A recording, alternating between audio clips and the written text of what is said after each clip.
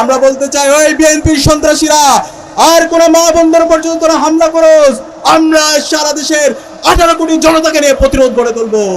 আজকে তারা কাপুরুষের মতো সারা দেশে আমার মা বোনদের উপর হামলা করছে।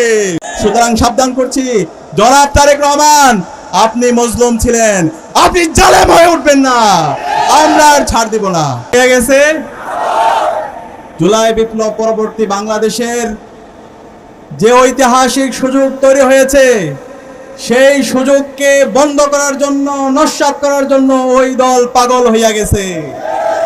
ওই দল ফ্যাসিবাদী আমলে যেভাবে পেছনের দরজায় দিয়ে ক্ষমতা এসেছিল খুনি হাসিনা, সেই কাঠামো আবার রেখে দিতে চায়। জুলাই বিপ্লব পরবর্তী আজকে 1.5 বছর সময় আমরা পার করছি। আজকে 500 দিনের আমলনামা যদি ওই দলের দেখেন, আপনারা দেখতে পাবেন ওই দল পুরো সময় ধরে চাঁদাবাজি, টেন্ডারবাজি, দর্শন, সন্ত্রাস এবং মাফিয়া তন্ত্র কায়েম করেছে। আজকে 1.5 বছর পরে তাদের একজন নেতা এসেছে। ওই নেতা আসার পরে আমরা দেখতে পেয়েছি ওই দলের সন্ত্রাসীরা আরো লাগামহীন হয়ে উঠেছে। ওই নেতা আসার পরে বাংলাদেশের প্রতিটি ক্যাম্পাসে ক্যাম্পাসে যেই গণতন্ত্রের ধারা শুরু হয়েছে, সেই গণতন্ত্রের ধারা বন্ধ করার জন্য পাগল হয়ে গেছে। আমরা দেখতে পেয়েছি শাহজালাল বিজ্ঞান ও প্রযুক্তি বিশ্ববিদ্যালয়ের যে নির্বাচন, সেই নির্বাচন কমিশনের সামনে মব তৈরি করে এবং বিচার বিভাগকে প্রভাবিত করে ওই নির্বাচনকে বন্ধ করেছে। আজকে সারা বাংলাদেশের মানুষ দেখছে ওই দল বাংলাদেশে গণতন্ত্র চায় না, তারা বাংলাদেশে মাফিয়া তন্ত্র চায়।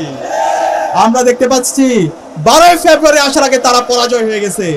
তারা দেখতে পাচ্ছে বাংলাদেশে আজকের সকল নাগরিকরা তারা ইনসাফের পক্ষে অবস্থান নিয়েছে। বাংলাদেশের যে 4 কোটি তরুণ, তারা 5টি ছাত্র সংসদ নির্বাচনে ইনসাফের পক্ষের প্রতিনিধিদের পক্ষে তারা অবস্থান গ্রহণ করেছে। এবং আসন্ন যে নির্বাচন, 12 ফেব্রুয়ারি যে নির্বাচন, সেই নির্বাচনে ইনসাফের পক্ষের প্রতিনিধিদেরকে বিজয় করার জন্য তারা মুখিয়ে আছে। এই বিজয় দেখে তারা পাগল হইয়া গেছে। আজকে তারা কাপুরুষের মতো সারা দেশে আমার মা বোনদের উপর হামলা করছে। আমরা বলতে চাই, ওই বিএনপির সন্ত্রাসীরা আর কোন মা বোনদের উপর যদি তোরা হামলা করোস, আমরা সারা দেশের 18 কোটি জনতাকে নিয়ে প্রতিরোধ গড়ে তুলবো। আর ছাড় দেওয়া হবে না, আর ছাড় দেওয়া হবে না। তোদেরকে বলতে চাই, এই জুলাই বিপ্লবে ছাত্রলীগের সন্ত্রাসীরা, খুনি হাসিনার পেটোয়া বাহিনী 15 জুলাই আমাদের বোনদের উপর ঢাকা বিশ্ববিদ্যালয়ে হামলা করেছিল। এরপরে যে গণবিপ্লব শুরু হয়েছিল, সেই বিপ্লবের মাধ্যমে এই খুনি হাসিনা বাংলাদেশ থেকে দিল্লিতে পালিয়েছিল। সুতরাং সাবধান করছি, আর কোন মায়ের উপর যদি তোরা হামলা করোস, আর কোন আমার বোনের উপর যদি হামলা করোস, তোদেরকে আমরা আর এক মুহূর্ত সহ্য করব না। সুতরাং সাবধান করছি, জনাব তারেক রহমান, আপনি মজলুম ছিলেন, আপনি জালেম হয়ে উঠবেন না, আমরা আর ছাড় দিব না। আমরা একই সাথে বলবো বাংলাদেশের সকল নাগরিকদেরকে, যে মা আমাদের 10 মাস 10 দিন গর্ভধারণ করে আমাদেরকে জন্ম দিয়েছে, যে বোনকে আমরা জীবনের সবচেয়ে বেশি ভালোবাসি, সেই বোনকে, সেই মাকে, সেই সন্তানকে যেই সন্ত্রাসীরা, যে কুলাঙ্গাররা হামলা করছে, বিভস্ত করার হুমকি দিচ্ছে, তাদের বিরুদ্ধে আগামী 12 ফেব্রুয়ারি গণনায় দিতে হবে।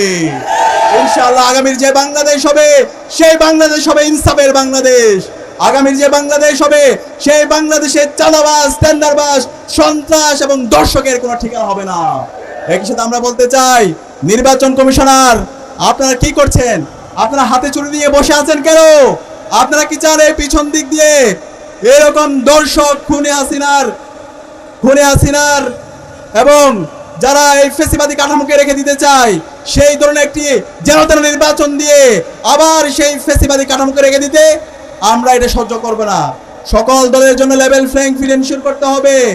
একই সাথে শেরপুরে জামাতের নেতা রেজাউল ভাইয়ের হত্যার সাথে যে বিএনপি সন্ত্রাসীরা জড়িত আছে, তাদেরকে দ্রুত সময়ের মধ্যে বিচারের আওতায় নিয়ে আসতে হবে।